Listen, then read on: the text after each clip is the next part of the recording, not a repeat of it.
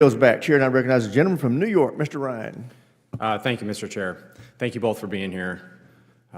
We have all worn the uniform. We've all served in combat. We all love our country. We all revere our troops. And I really want to speak with you both, not as partisans, but as patriots. And I want to talk specifically about the events at Fort Bragg the other day. Welcome back to Conservative Perspectives, where we analyze the political landscape from a constitutional conservative viewpoint. If you appreciate honest commentary that cuts through the mainstream media noise, please hit that like button and subscribe for more content like this. Today, we're diving into a recent congressional hearing that perfectly illustrates the deep divide in how we view military leadership and civilian authority in America. General Kane, I want to start with you. As a junior officer, were you ever required to make a pledge of political loyalty? Yes or no? Sir, as you know, we're an apolitical military, so, no. Thank you. At any time in your 30-plus years of incredibly distinguished service, did you have to make a pledge of partisan or political loyalty? No, sir. Thank you. Did you ever serve in any unit or command at any level where service members were required to make a pledge of political loyalty? No, sir. Thank you. And I want to commend you. You've been on the record on this, including in your confirmation hearings where you clarified, quote, "I've never worn any political merchandise or said anything to that effect." I appreciate that. That is the standard, and I commend you for saying so and continuing to model that. General Kane, one last question for you. Should soldiers have to pledge political loyalty to participate in an event with our Commander-in-Chief? Yes or no, please. Sir, I'm not. First, no. I'm not aware of any time in history that soldiers, sailors, airmen, Marines have been asked to do that. I think. I'm sorry, General. I do want to, just in the interest of time, I want to talk about what happened at Fort Bragg 2 days ago.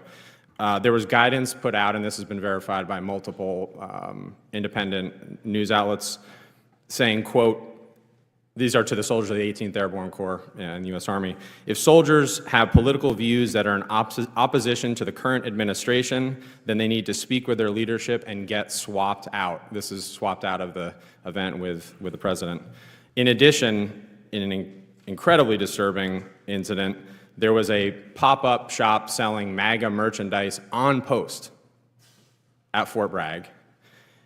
And to summarize this, there was a commander from Bragg who said on the record, quote, "This has been a bad week for the Army, for anyone who cares about us being a neutral institution. This was shameful."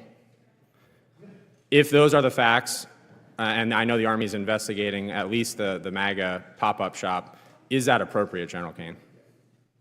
Sir, I haven't seen any of these reports. I'm not familiar with them, but as I mentioned earlier and in my confirmation hearing, the nation demands a apolitical, nonpartisan military.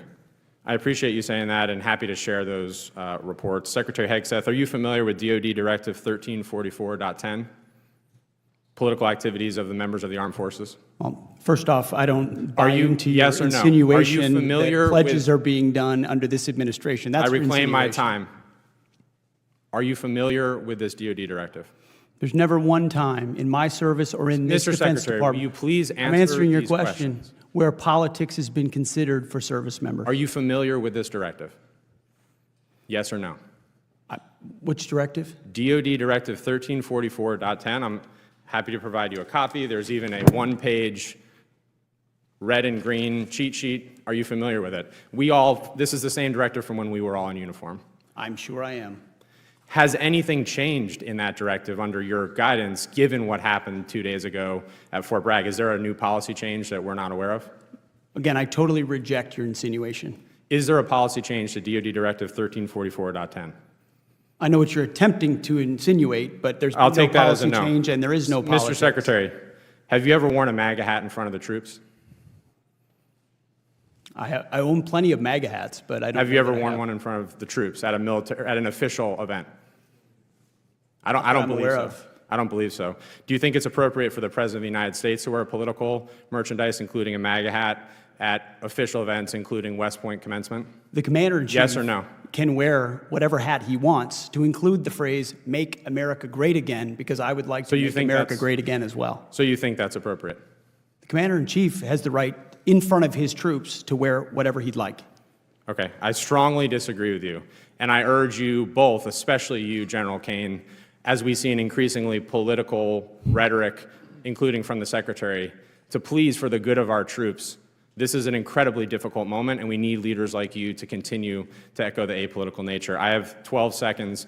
Mr. Secretary, I don't say this lightly. I have to say this on the record. I think your tenure as Secretary of Defense has been shameful and weak, and you should resign. I yield back. Gentlemen.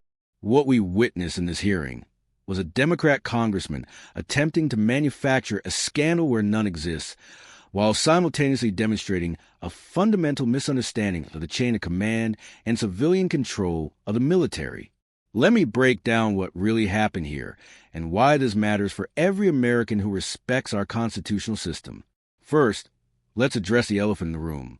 The congressman spent considerable time questioning whether soldiers should pledge political loyalty to participate in events with the commander-in-chief. This is a strawman argument designed to create controversy. No one is asking soldiers to pledge political loyalty. What we're talking about is basic military protocol and respect for the chain of command. When President Trump visits military installations, he does so as the duly elected commander-in-chief of the United States Armed Forces. This isn't a political rally. It's the constitutional leader of our military visiting the troops under his command. The idea that soldiers who disagree with their commander-in-chief should be swapped out isn't about political loyalty. It's about maintaining unit cohesion and respect for authority during official visits. Let's be clear about something the congressman conveniently ignored.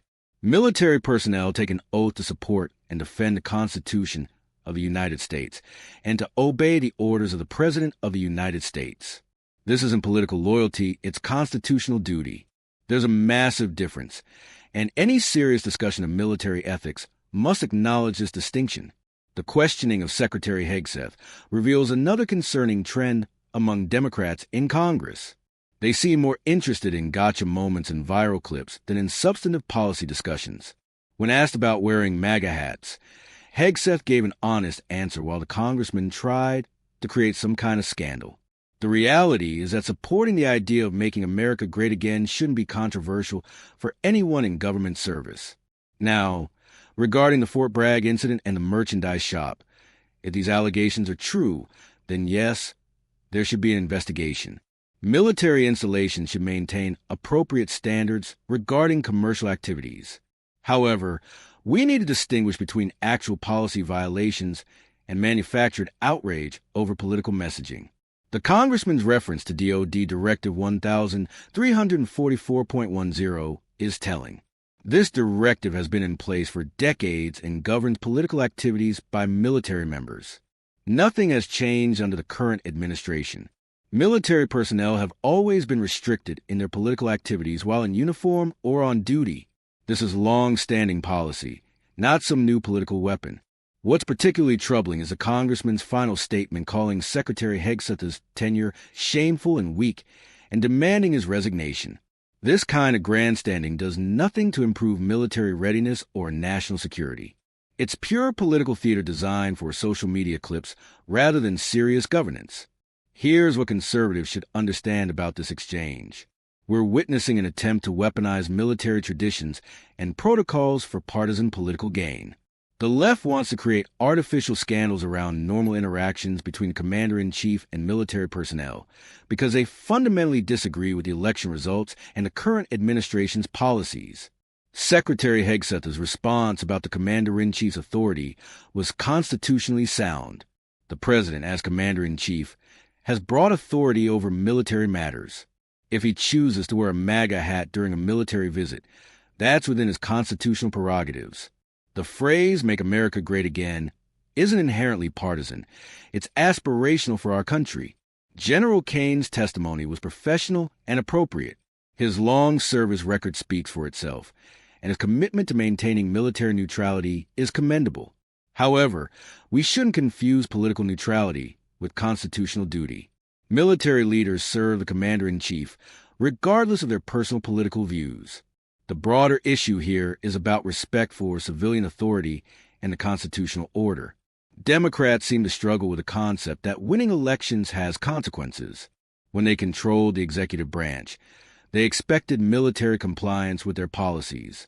Now that conservatives are in charge, suddenly they're concerned about political influence in the military.